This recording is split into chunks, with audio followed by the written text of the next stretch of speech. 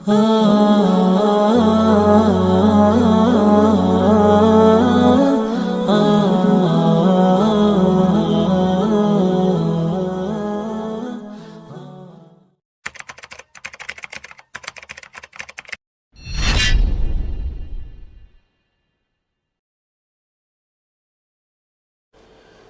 आप देख रहे हैं सफ़ा ऑनलाइन का ख़ास प्रोग्राम मुज़ाकरा और मैं हूं आज के प्रोग्राम का मेज़बान मुनव्वर सुल्तान। आज हम गुफ्तगू करेंगे बहुत ही अहम टॉपिक पे। ऐसा सवाल जो आम तौर पे हमारे जहनों में आता है, वो सवाल ये है कि मुसलमान सोशल वर्क में पीछे क्यों हैं। अगर हम सिर्फ अपने मुल्क की बात करें तो मुल्क में बहुत सी तंजीमें हैं जो समाजी कामों में बहुत ही सरगर्म हैं, बल्कि बाज़ तंजीमें तो ऐसी हैं जिन्हें आलमी तौर पे एजाज़ से नवाजा गया, उनके काम को सराहा गया। जब हम बात करते हैं समाजी कामों की तो एक बड़ा नुमाया नाम हमारे सामने आता है और वो है नाम मदर टेरेसा का। वाकई उन्होंने समाजी खिदमात के मैदान में एक मिसाल कायम की। बिला इम्तियाज़ पसमानदा दबे कुचले लोगों को उठाने का उन्होंने काम किया। ईसाइयों की बहुत सी तंजीमें हैं जो समाजी काम कर रही हैं। ख़ास तौर पे अगर मेडिकल रिलीफ की बात करें तो इस मैदान में उनका बड़ा काम है और रेड क्रॉस के नाम से उनके हॉस्पिटल मुल्क के गोशे गोशे में फैला हुआ है। हम अगर बात करें सिखों की तो उनके यहाँ भी बहुत से समाजी काम अंजाम पाते हैं। ख़ास तौर पर उनके गुरुद्वारे, जिसके ज़रिए से लंगर का इंतज़ाम होता है, गरीब लोगों को मुफ्त खाना दिया जाता है, गरीब लोगों के रहने का इंतज़ाम किया जाता है। हमारे हिंदू भाई भी इस काम में बहुत आगे हैं। उनकी बहुत सी तंजीमें हैं जो मुल्की सतह पे सरगर्म हैं सोशल काम के लिए, समाजी कामों के लिए।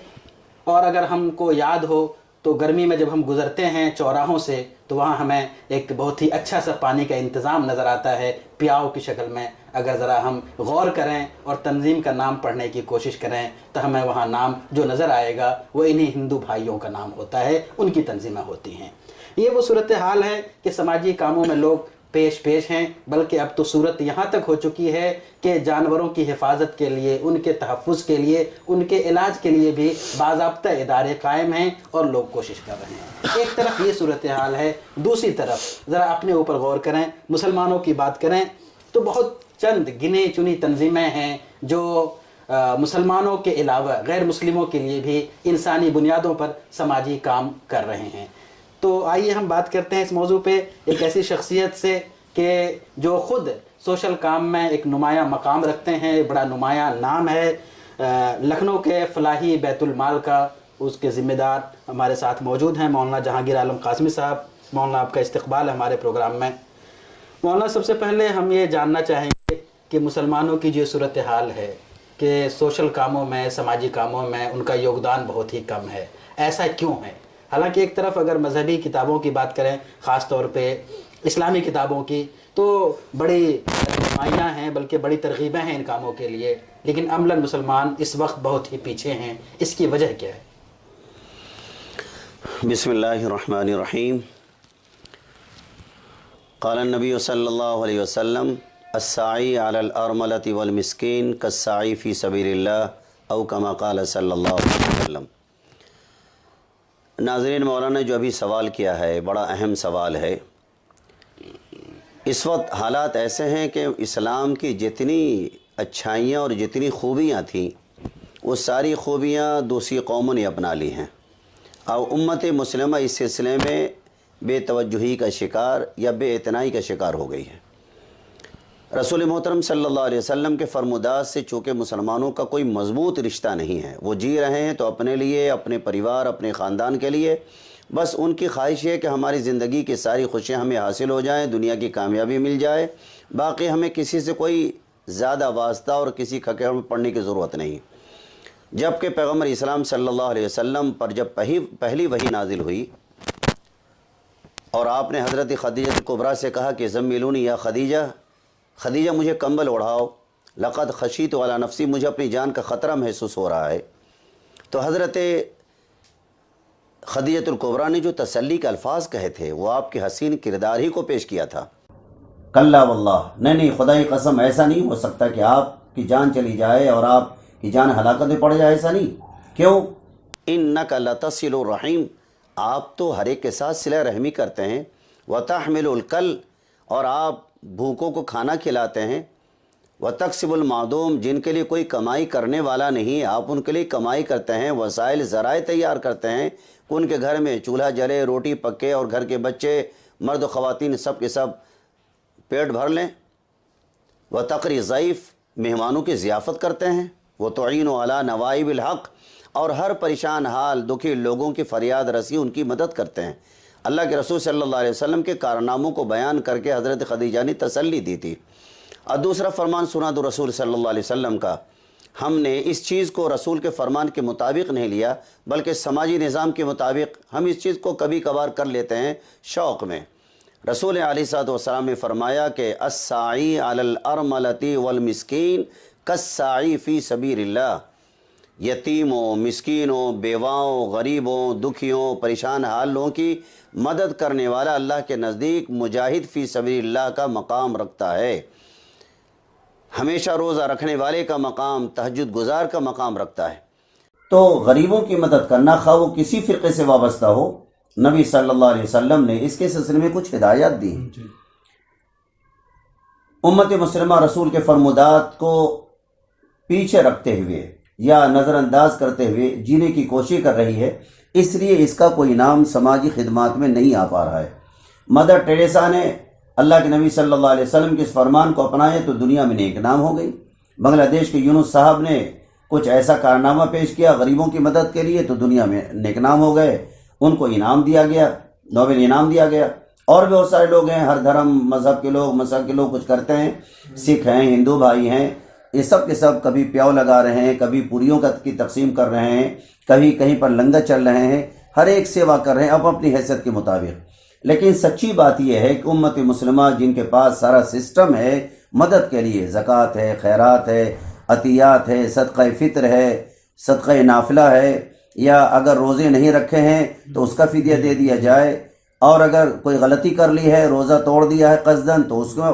جرمانہ ادا کر کے وہ غریبوں کی مدد کر لے۔ بہت سارے ہیڈس ہیں مدد کے لیے۔ امت مسلمہ اگر اس کام کو کرنا چاہے تو بہت اچھے پیمانے پہ کر سکتی ہے۔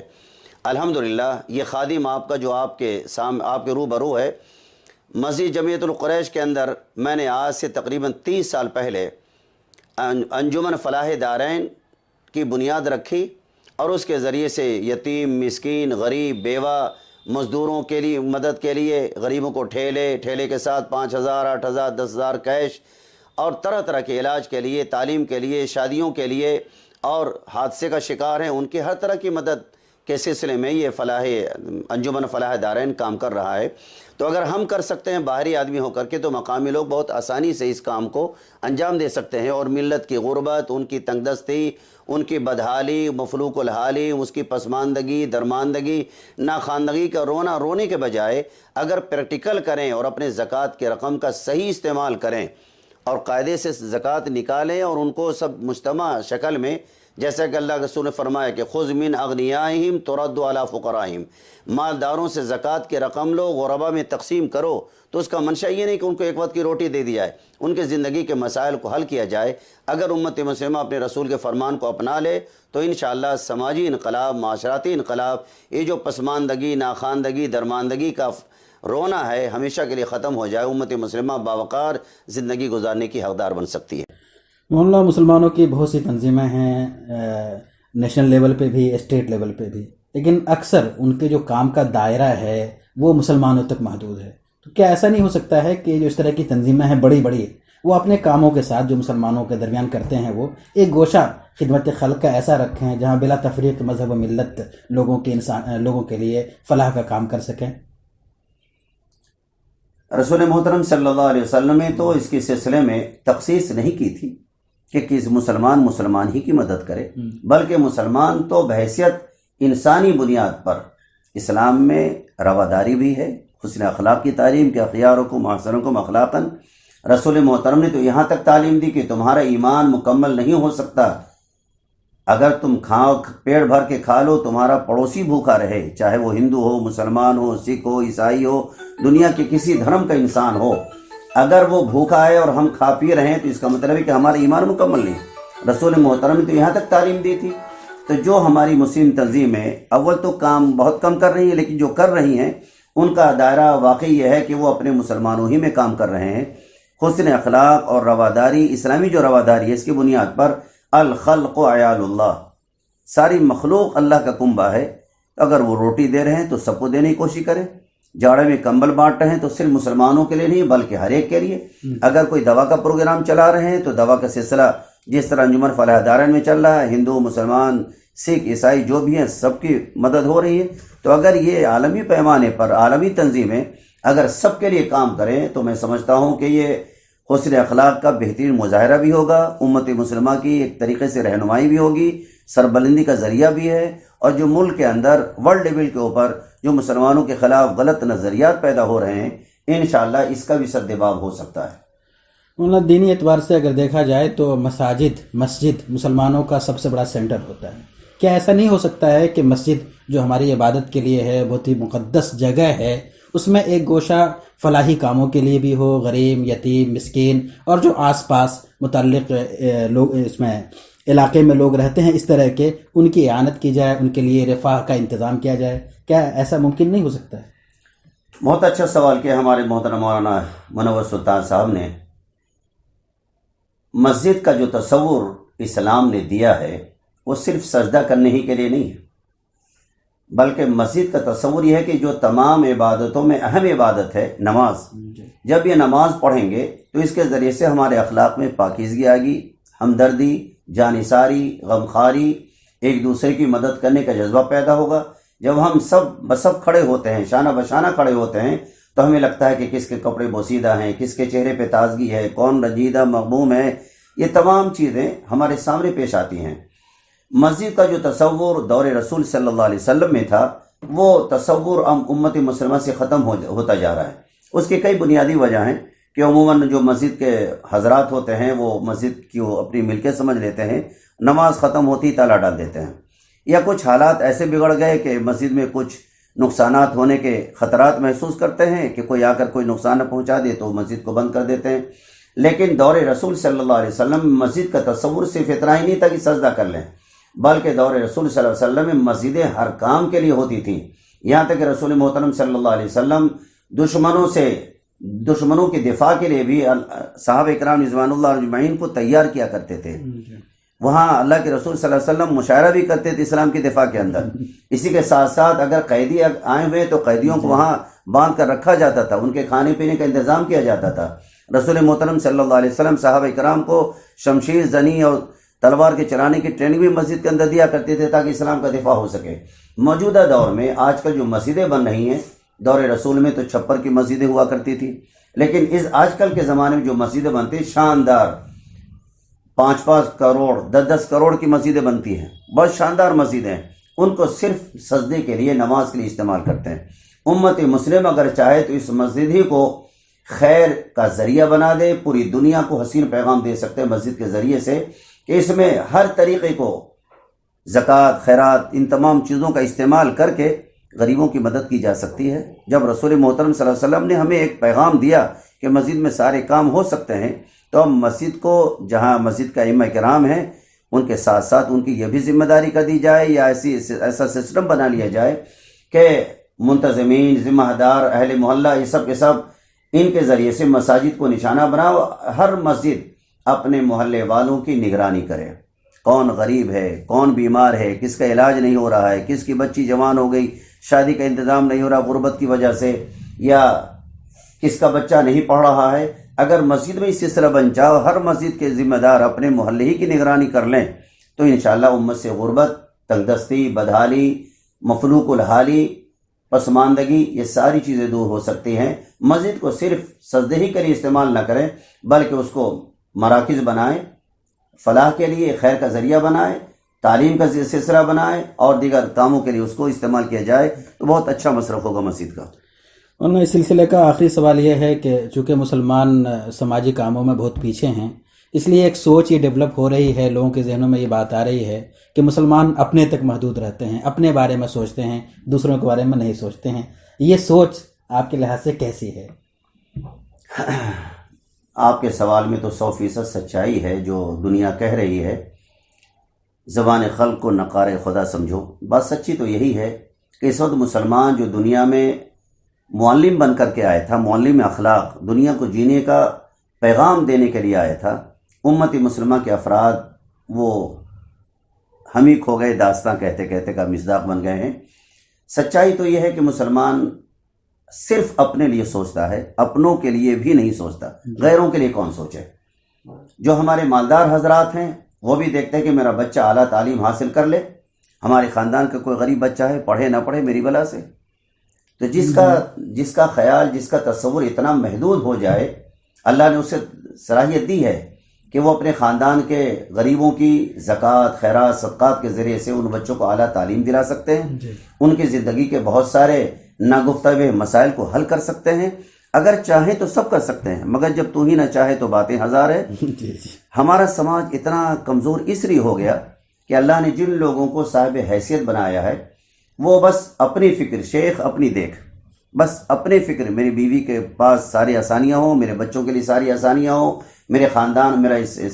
سماجی اسٹیٹس بلند ہونا چاہیے۔ باقی سماج کے لوگوں کے ساتھ بیٹھنا بھی ہمارے بعض مالداروں کو ناگوار گزرتا ہے، یہاں تک کہ مسجد میں بھی آتے ہیں، کوئی غریب پھٹی چرحال اگر پڑوس میں ہے، بغل میں کھڑا ہو گیا ہے تو اس کو بھی وہ ناپسند کرتے ہیں۔ تو یہ مزاج رسول کا نہیں تھا۔ رسول نے تو بوریہ پہ بیٹھ کر کے حکومت کی ہے، صحابہ کرام کا نمونہ ہمارے سامنے موجود ہے۔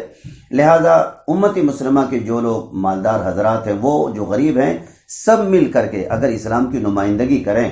جو جس حیثیت سے، کوئی پیسہ دے سکتا ہو پیسہ دے، کوئی اگر چاہے مشورہ دے سکتا ہو مشورہ دے دے، کوئی قانونی چارہ جوئی کر سکتا ہو امت کی، انسانیت کی فلاح بھلا کے لیے، جس کے پاس جو اللہ نے صلاحیتیں دی ہیں، کوئی تقریر کر سکتا ہو، عوام میں تقریر کر کے ان کے ذہنوں کو تیار کرے تاکہ ملت کے لیے وہ خیر کا ذریعہ بن جائے، جس کے پاس جو صلاحیت ہے اس کام کو اگر انجام دیا جائے۔ ایک نمونے کے طور بات بتا رہا ہوں کہ امت مسلمہ جتنی تنگ حال ہو جائے، اللہ تعالیٰ نے اس کو